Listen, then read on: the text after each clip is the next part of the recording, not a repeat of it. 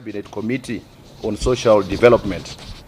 Zimbabwe's national formalization strategy aims to provide workers and businesses with social security, labor rights, and financial services, and to address issues including lack of protection, unsafe workplace conditions, low incomes, and limited voices. The strategy also seeks to create a clear pathway for the promotion of small and medium enterprises by removing barriers and simplifying their registration and financing.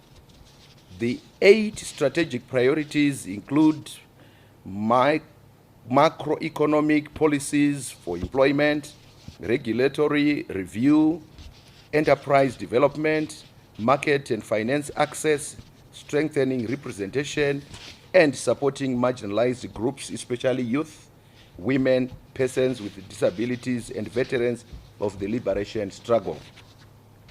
The implementation of the strategy will involve coordinated funding from government, development partners, the private sector, and social security institutions, guided by a detailed plan to monitor and evaluate progress. Cabinet considered and approved the National Employment Policy, which was presented by Honorable Vice President Colonel Retired Dr. K.C.D. Mohadi as Chairman of the Cabinet Committee on Social Development.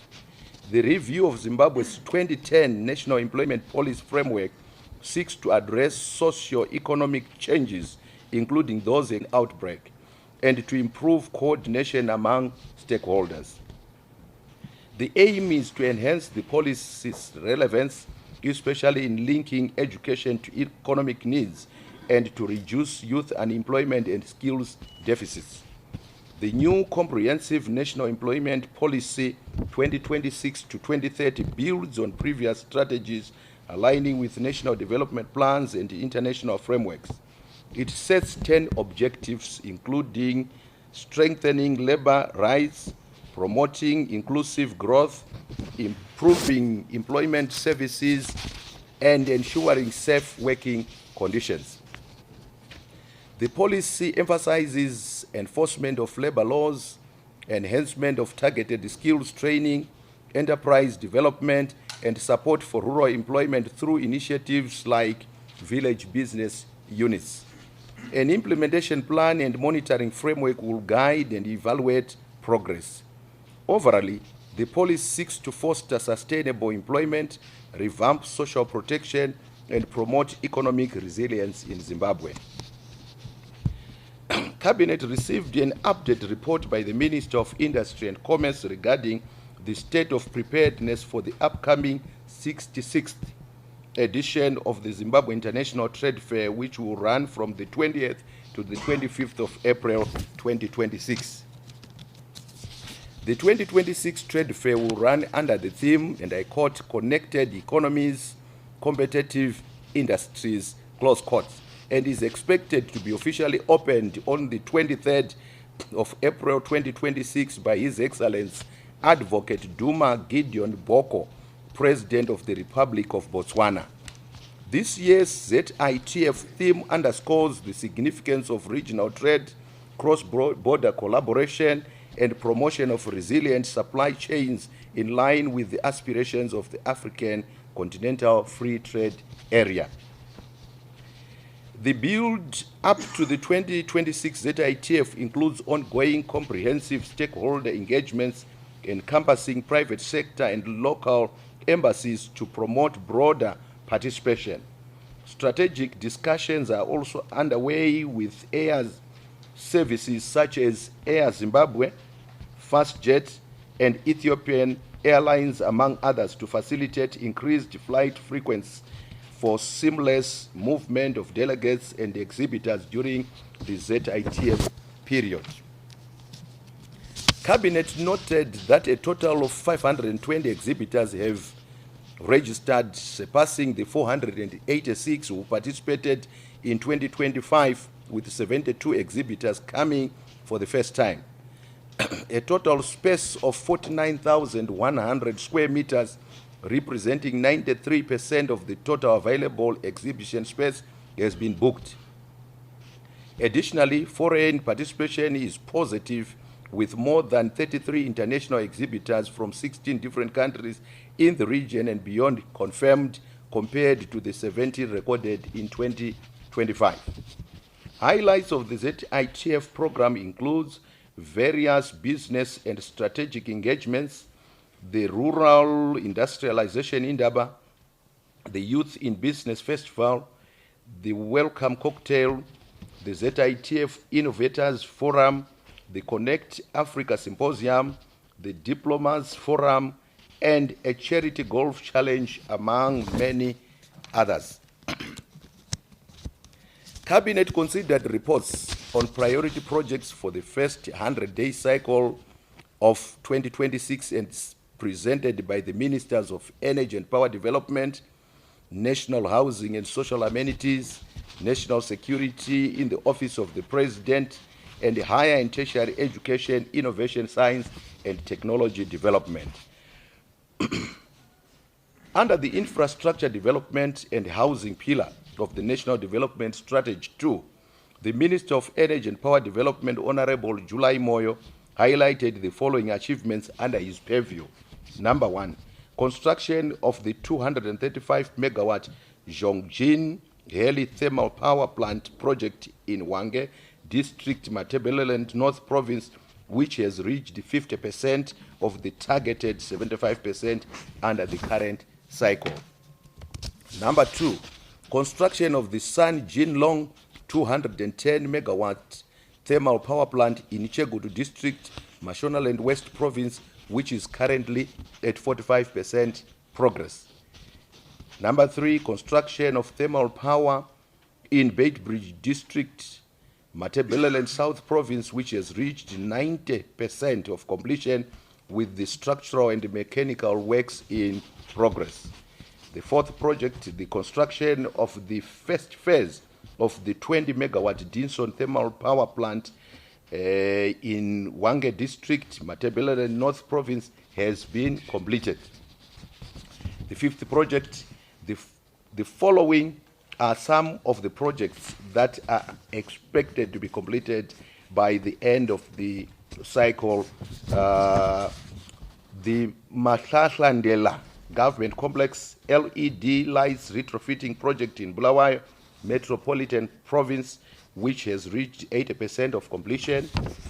Construction of the Zendele Primary School solar project in Gwanda District, Matabeleland South Province. Construction of the Mbuya Maswa Institutions Grid Extension project in Zaka District, that's Masvingo Province. Construction of the 7.5 megawatt Eureka solar power plant in Guruwe District, Mashonaland Central Province. Installation of a transformer monitoring system in all provinces of the country, and construction of the Rural Liquefied Petroleum Gas Phase 2 project and St. John's Chikwaka biogas digester in Goromonzi District, Mashonaland East Province. The Minister of National Housing and Social Amenities, Honorable Professor Paul Mavima, highlighted the following achievements under his purview. Number 1, construction works at the Marondera Dombotombo Flats Housing Project and the Uzumba Maramba Pfungwe Mutawatawa Waiting Mothers Shelter in Mashonaland East Province are nearing completion. Number 2, construction works for the Beitbridge Redevelopment Housing Project Phase 1 and the refurbishment of 34 houses close to the 46th Independence Day anniversary celebrations venue in Matabeleland South Province are nearing completion, while construction at the Makonde Heights Housing Development Project in Mashonaland West Province is underway. The Minister of State for National Security in the Office of the President and Cabinet, Honorable Lafmo Matuke, highlighted the following achievements by the Rural Infrastructural Development Agency under the Infrastructure and Housing pillar of the National Development Strategy 2. Number 1, construction of one deck at Chadzire Bridge in Buhera District, Nikaland Province, has reached 40% of completion. Number 2, deck protection works and guide markers at Mabori Bridge in Mberengwa District, Midlands Province has reached 30% of completion. Number 3, construction of one deck at Makungwe Bridge in Mwenezi District, Masvingo Province has reached 30% completion. In terms of the food security, climate resilience and environmental protection pillar under the National Development Strategy 2, the Minister of State for National Security in the Office of the President and Cabinet highlighted that the Mtunungwe piped water scheme in Vulilima District and the Manama piped water scheme in Gwanda District, Matabeleland South Province are almost complete. Regarding the science, technology, innovation, digital, human capital development pillar, the Minister of Primary and Secondary Education, Honorable Torerai Moyo, as the Acting Minister of Higher and Tertiary Education, Innovation, Science and Technology Development, highlighted the following achievements under his purview. Number 1, construction of Gwanda State University Agro-Innovation Center in Matabeleland South Province. Overall progress has reached 88%. Number 2, installation of Muzarabani Masau Value Addition plant by Bindura State University of Science Education in Muzarabani District, Mashonaland Central Province. Overall progress has reached 95%. Number 3, construction of the Bindura State University of Science Education male hostel block in Mashonaland Central Province has reached 50% of the targeted work in this cycle. Number 4, some of the ongoing projects include the following: construction of the National Satellite Communication Center, construction of Emerson Dambudzo Mnangagwa Law School in Kwekwe District, Midlands Province, and 38% of the targeted 150 integrated skills expanded outreach program trainees certification in bricklaying, plastering, carpentry, flooring, glazing, and welding has been achieved. Cabinet received a report by the Minister of Foreign Affairs and International Trade regarding His Excellency the President's state visit to the Republic of Ghana from the 1st to the 3rd of April 2026. The visit sought to advance the engagement and re-engagement policy, consolidate long-standing political and diplomatic relations, and expand economic cooperation between the Republic of Zimbabwe and the Republic of Ghana. The visit was at the cordial invitation of His Excellency President John Dramani Mahama of the Republic of Ghana. His Excellency the President Dr. E.D. Mnangagwa recalled the historic and principled relations between Zimbabwe and Ghana rooted in shared Pan-African solidarity ideals. The two leaders further reaffirmed their commitment to deepen and broaden cooperation and agreed to sustain regular high-level engagements to unlock the full potential of the partnership. On the sidelines, business trade engagements were held by Zimtrade and the Zimbabwe Investments and Development Agency, ZIDA. 10 legal instruments were signed and a priority of sectors for expanded cooperation were identified, including trade and investments, agriculture, mining and mineral beneficiation, renewable and nuclear energy, scientific research, innovation and health and pharmaceuticals, among others. His Excellency the President Dr. E.D. Mnangagwa extended an invitation to His Excellency President Mahama of the Republic of Ghana to visit Zimbabwe. Cabinet received a report presented by the Minister of Foreign Affairs and International Trade, who represented His Excellency the President of Zimbabwe, Dr. E.D. Mnangagwa, at the 56th annual meeting of the World Economic Forum 2026 Davos in Switzerland, and was accompanied by the Minister of Finance, Economic Development and Investments Promotion. The meeting ran from the 19th to the 23rd of January 2026 and brought together high-level global leaders, including 69 heads of state, under the theme, and I quote, "a spirit of dialogue," close quote. Zimbabwe's participation was premised on its guiding principle, and I quote, "Zimbabwe is open for business," close quote. And I quote again, "a friend to all and an enemy to none," close quote. The minister highlighted that discussions underscored global order tensions impacting trade exchanges and deepening fragmentation. The tensions are exerting pressures on states to align with the dominant powers or defend multilateral norms.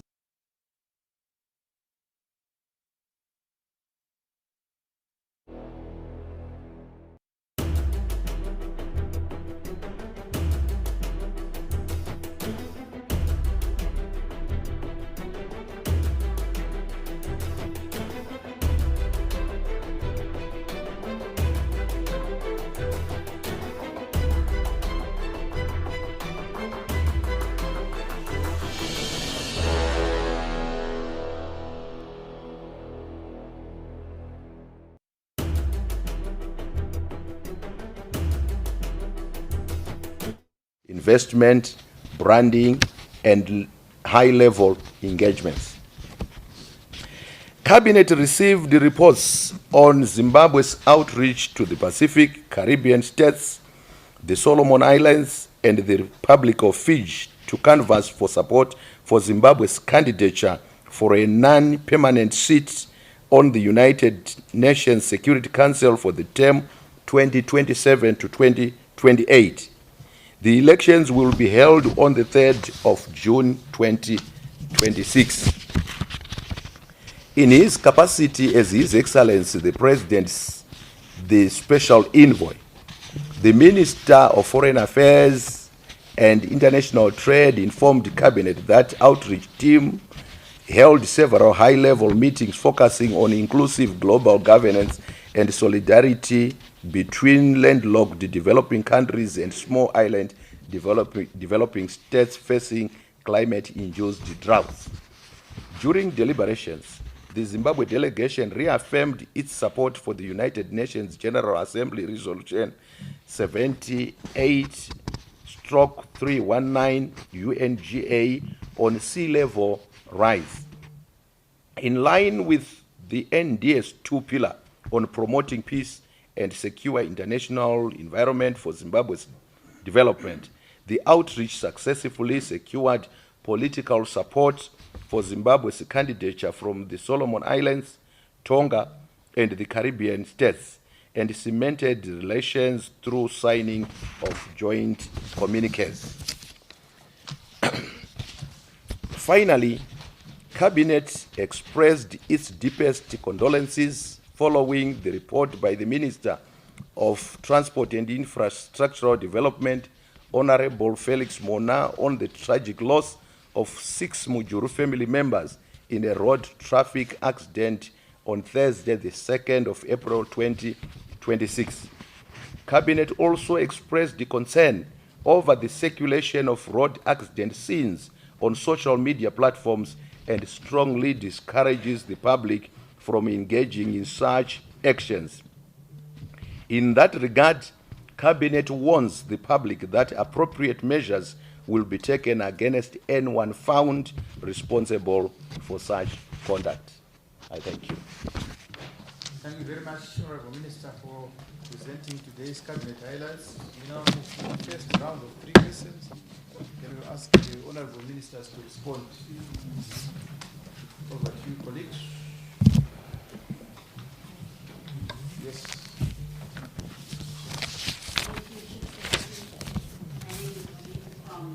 ZBC. My question is directed to the Minister of Foreign Affairs. Honorable Minister, we've heard of your visits to the Pacific and Caribbean nations. Support for a seat on the United Nations Security Council. We also understand that a delegation of ambassadors and permanent representatives to the UN is expected in the country later this week. As we prepare to receive these ambassadors, How will this visit enhance Zimbabwe's bid, and what message is Zimbabwe seeking to give out to the global community? Thank you.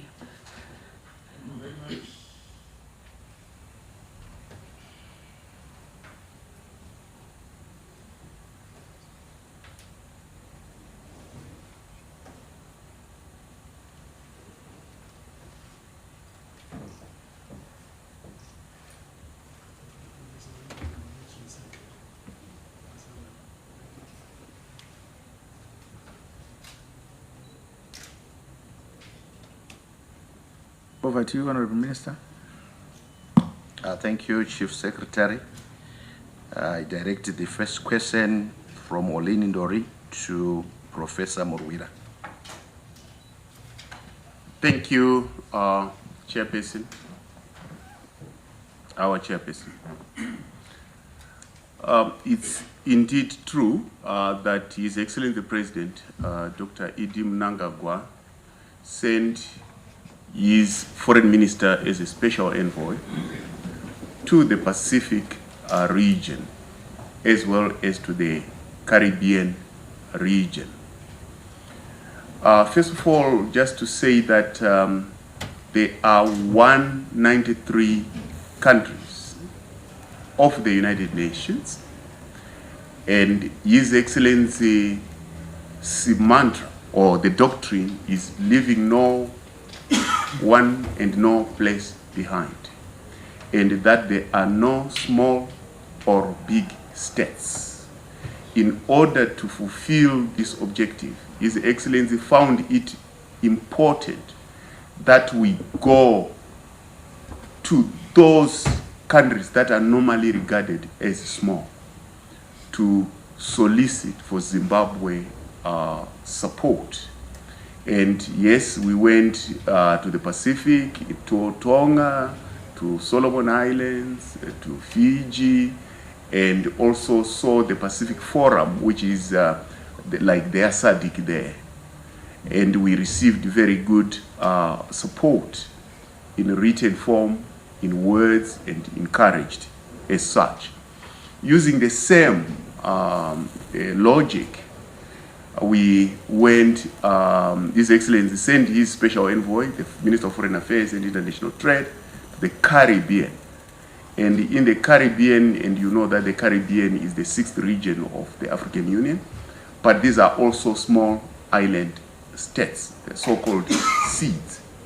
So His Excellency sent me with my delegation to Guyana, to Jamaica, to Barbados, to St. Kitts and Nevis, to St. Lucia, and to Dominican Republic, with the same message of soliciting for support. But while we were soliciting for support, we were also strengthening bilateral South-South cooperation, opening new diplomatic frontiers for Zimbabwe, so that we also relate at bilateral level.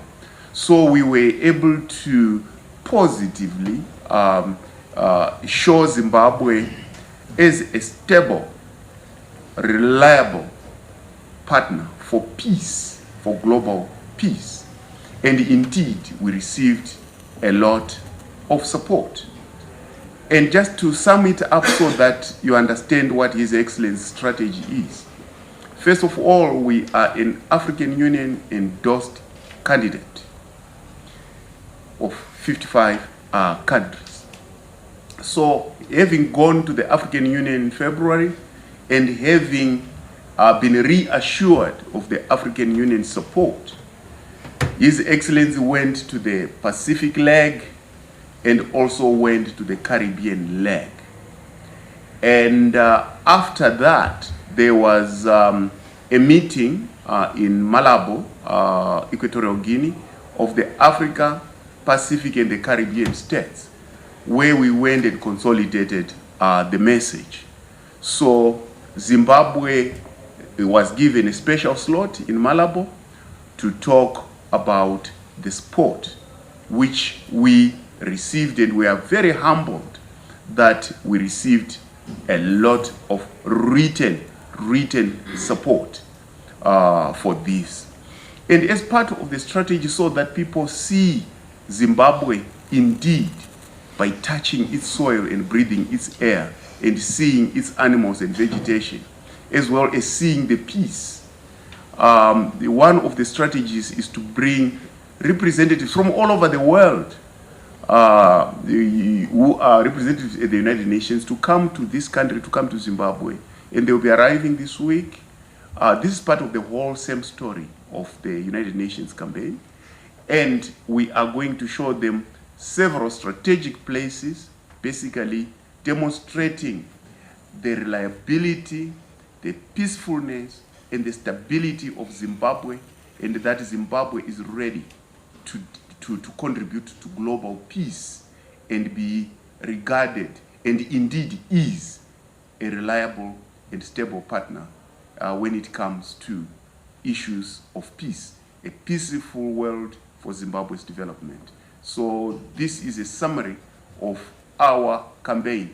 We are confident of a lot of support, which we are already receiving, but we are still going to work, and we are still working, moving all over the world, making sure that Zimbabwe is visible. But while we are doing all this, we are opening new markets for Zimbabwe, as well as markets for those countries in Zimbabwe that relate with us. So it's a whole combined strategy of Zimbabwe's outreach to the world. His Excellency the President, Dr. E.D. Mnangagwa, is saying in the Second Republic, Zimbabwe is integrating into the global economy. Zimbabwe is ready to provide all the necessary support that it can give to world peace for development. I thank you. Thank you very much, Honorable Minister, for responding to those questions. Yes. Thank you, Chief. I'm Richmond from Radio Zimbabwe. I don't know who will answer this one, although the chairman said Honorable Mona presented the issue. For a very long time now, government and ZRP, as well as other ministries like ICT, have castigated the sharing of pictures or videos from accident scenes. But I don't know what government is doing to ensure that the culprits are brought to book, because this behavior has gone on unabated for a long time now. Citing the recent sharing of heinous pictures from the Mujuru family accident along Mashingo Road.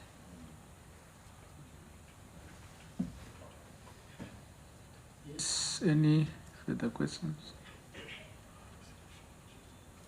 Yes.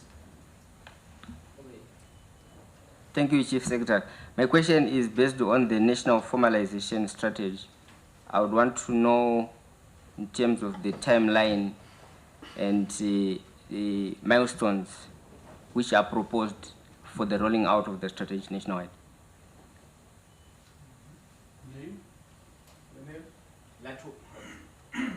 My name is Latwo Nyangu from ZN Prime.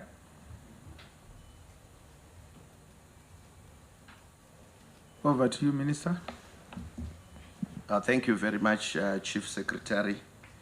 The question which was directed to Honorable Minister Mona regarding pictures that are being taken at accident scenes, like you heard, Cabinet today looked into that issue and seriously condemned such acts. So going forward, the law is going to take its course. I'm aware that a lot of people are concerned about such acts, especially if you could imagine finding that your relative is passed on through social media and how much troubling it becomes. So this is exactly what we would want to avoid, and going forward you will see that a lot of people will be tried before the courts already, we have some laws that provides for prosecution of people who would have conducted themselves in such acts. So that's what is going to happen. Richmond, going forward, you will see the law taking its course. I will now refer the second question from Latwell Nyangu to Honorable Edgar Moyo on national formalization. Honorable. Thank you very much, Chairman of this session, and thank you very much to the gentleman who asked the question. Now, let me begin by saying that formalization really is an attempt to bring economic units, different economic units, under the legal, regulatory, and institutional frameworks. And in this effort, there is a matrix on what should happen at what time. So there is no single timeline. But however, our end game we should get there by 2030. But then each activity has its own timeline, and in that order, we'll be able to evaluate and monitor our progress. And some of the things are always ongoing. For example, issues to do with tax compliance. A company that's registered, perhaps that formalizes this year, is different from a company that's going to formalize next year or the year after. So each activity will have its own timeline according to the framework. But we envisage that by 2030, by and large, we should have achieved formalization to a large extent. And we also looking at, in this formalization strategy, encouraging and incentivizing different economic units to formalize. And this can be done through lowering some barriers to formalization, which include sometimes complicated registration processes, which we have simplified. Also looking at entry costs into certain business undertakings. So all these things are a whole of government and different regulatory frameworks, different ministries are going to come up with measures to ensure that formalization is achieved and is made easy for people to comply. Thank you. Thank you very much. Any burning questions? Yes, Olin. Thank you, Chief Secretary. Olin again from ZBC. My question is directed to the Minister of Housing, National Housing. We had updates on the Dombotombo housing project as well as the project currently underway in Beitbridge. Where does Zimbabwe stand in terms of reducing the housing backlog, riding on the successes of the NDS-1, now implementing the second phase of the economic blueprint? Thank you.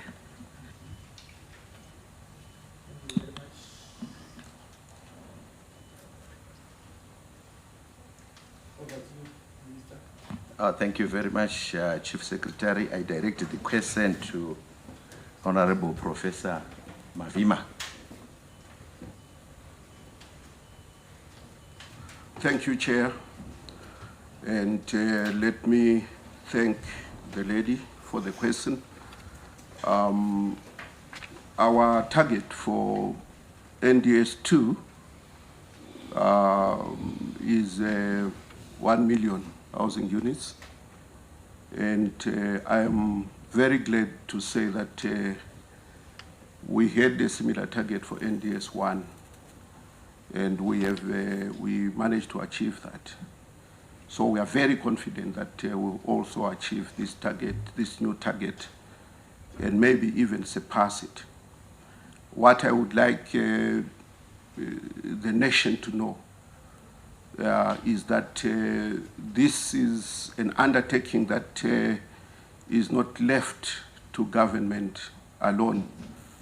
The projects that you referred to are projects that are being done by government for its own workers, the civil servants. And there are many such projects across the country at different levels of implementation. But as for the 1 million target, we are going to harness the participation of the private sector, but also the participation of individuals as they provide their own housing units.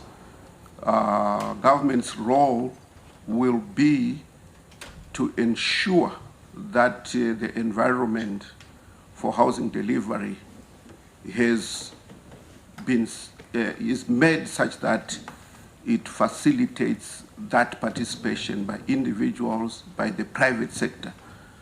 For individuals, for example, we need to work on the financing models that will provide viable mortgages that people can tap into as they build their own housing units. For the private sector, working together, we can roll out programs where government comes, for example, up with the necessary land where development can take place, and these arrangements can be negotiated with the private sector. We will also make sure, and this was discussed extensively in Cabinet today, we will also make sure that our building bylaws are made such that they promote the adoption of new technologies, new building technologies that will make the whole process more efficient so that we can expedite the delivery of housing units that we need. Of course, taking into consideration things like resilience of the units that will provide, taking into consideration issues related to climate change, but making sure that we have preserved our land. Maybe densification will be promoted.